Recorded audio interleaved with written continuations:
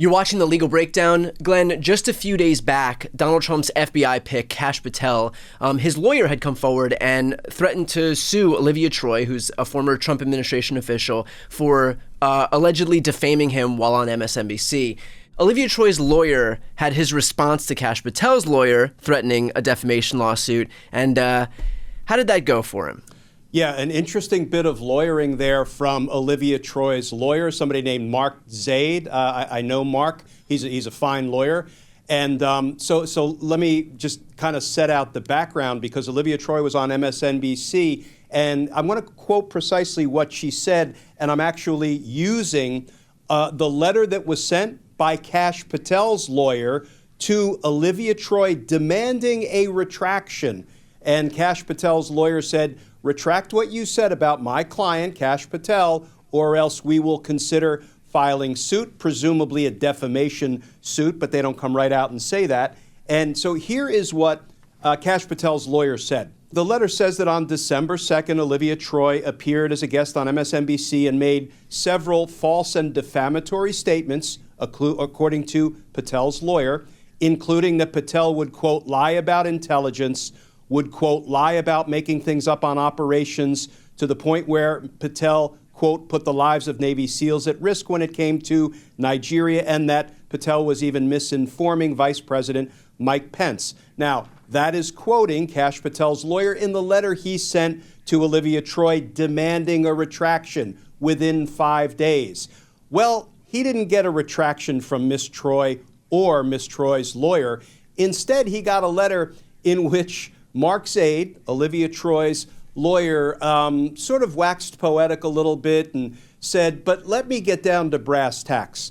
With respect to your specific request regarding having my client, Olivia Troy, retract the statements she made about your client, Kash Patel, I think Monty Python probably said it best." And then what he did is include a picture, a somewhat well-known picture for Monty Python fans, of actor John Cleese dressed as a French knight, kind of giving the business to Sir Arthur and the Knights of the Round Table, complete with thumbs in his ears, tongue out, giving them the raspberry, saying things like, "If you come back and trifle me again with this, I will taunt you a second time." So an interesting bit of lawyering there for Olivia Troy's lawyer to include that, but it is absolutely clear that Olivia Troy is not retracting, not backing down. In fact, she has gone on to affirm that what she said was true. That's her position.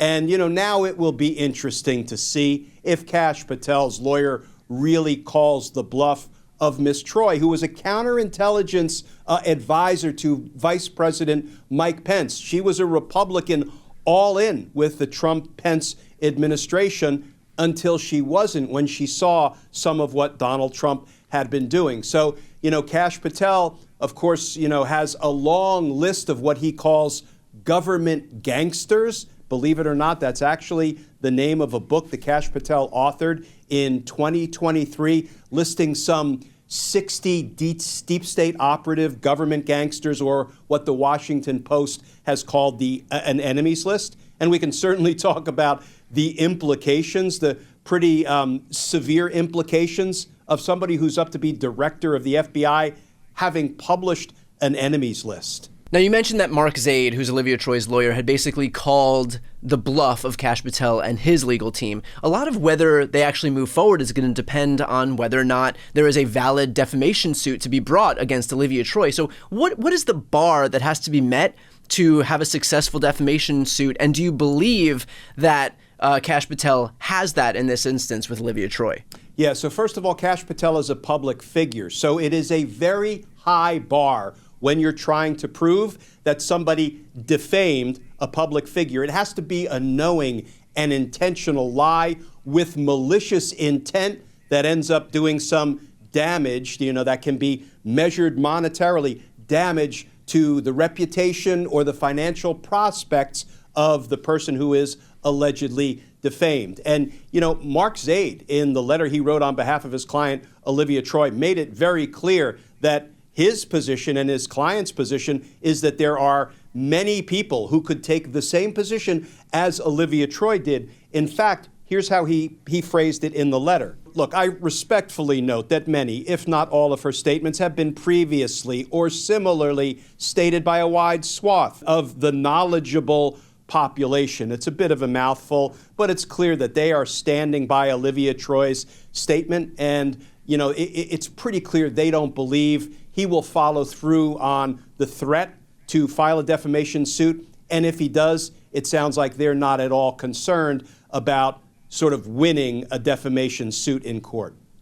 Well, Glenn, it doesn't really seem like whether or not they win a defamation suit in court is the ultimate goal for somebody like Kash Patel, given his trajectory right now. Can you talk about maybe the broader issue at play here, which may be the prospect of a chilling effect on somebody who very much is looking to chill the speech of his enemies? Yeah, absolutely. I mean, when I heard that Donald Trump was intending to nominate Kash Patel to be director of the FBI, I have to admit, I was taken aback, and we've seen a lot of unqualified nominees coming out of Donald Trump.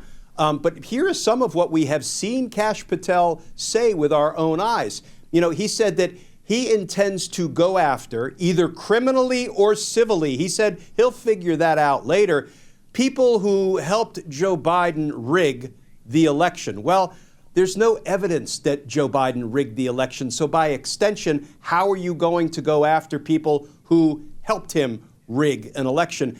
And then, again, going back to this book that Kash Patel published called Government Gangsters, he has a whole list of, again, what the Washington Post calls enemies, people who have done Donald Trump wrong. Now, there are some people you might expect to see on that list: Kamala Harris, Joe Biden, Hillary Clinton, Barack Obama, but there's also a whole bunch of former Trump administration officials who apparently, in Kash Patel's estimation, did Donald Trump wrong. People like Bill Barr, John Bolton, Mark Esper, Pat Cipollone, the White House counsel, for gosh sakes, even 27-year-old Cassidy Hutchinson, because she had the temerity to testify truthfully to the January 6th House Select Committee about some of what Donald Trump and her boss, Mark Meadows, former chief of staff to Trump, did. I mean, so here's the thing. If Kash Patel was really intent on revenge on behalf of Donald Trump, and remember, Donald Trump said this will be his retribution presidency, his revenge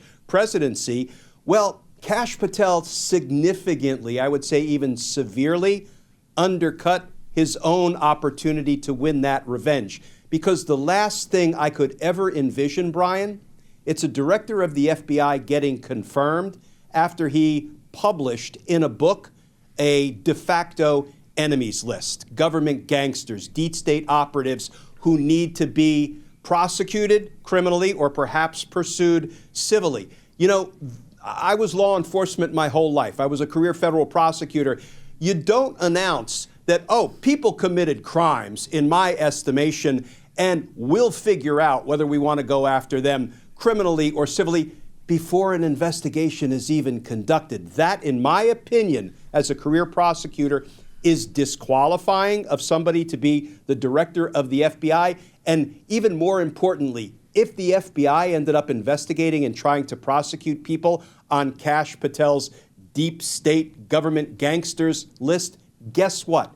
Exhibit number 1 at the criminal trial would be Kash Patel's book, and it would give rise to what might very well be a successful vindictive prosecution case. So, Kash Patel, I think, is the last person who ought to be confirmed as director of the FBI.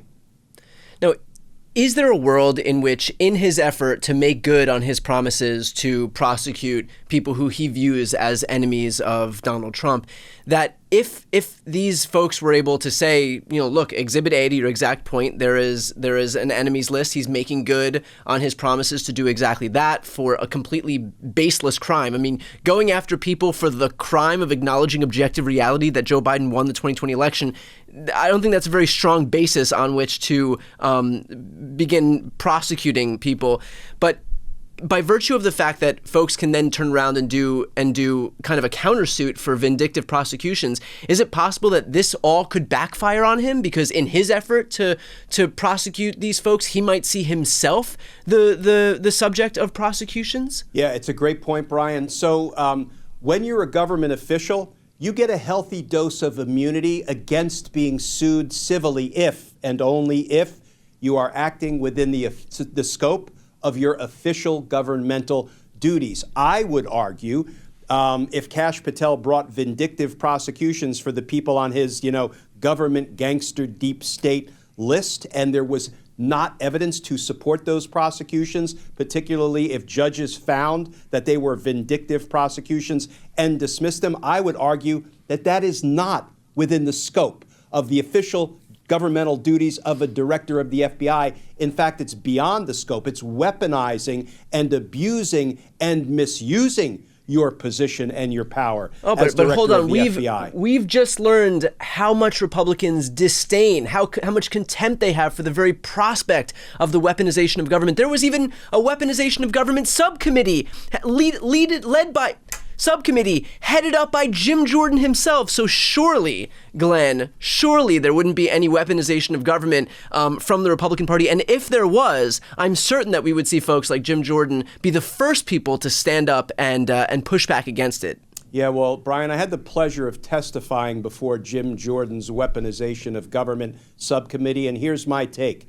It all depends on who's doing the weaponizing. Right. Because if Jim Jordan and his committee, for example, want to go after judges and prosecutors and even daughters of judges like Judge Merchan up in New York, because Judge Merchan had the temerity to preside over Donald Trump's criminal trial, a criminal trial in which a New York jury of Donald Trump's peers, after assessing all of the evidence introduced by both the prosecution and the defense, found Donald Trump guilty 34 times, 34 felonies of falsifying business records to try to cheat in the 2016 presidential election. So Jim Jordan turns right around and weaponizes his position, his power as a member of Congress to go after, and I would say harass baselessly, judges and prosecutors and even family members of judges. So I guess it all depends on who's doing the weaponizing. Right, I think that's the perfect point here. Well, we will, of course, stay on top of what happens next in this whole saga. I know the ball is kind of in Kash Patel's legal team's court right now in terms of whether they're actually going to move forward with some claim against Olivia Troy for the purported offense of defamation. So we'll see what happens, and if we have any update here, we'll make sure to bring it to you. For those who are watching right now, to stay on top of this news, please make sure to subscribe. The links to both of our channels are right here on the screen. It's also the best way to support our work, especially as we've seen more and more how legacy media continues to drop the ball and refuse to meet the moment that we're in right now. So again, please make sure to subscribe. I'm Brian Tyler Cohen. And I'm Glenn Kirshner. You're watching The Legal Breakdown.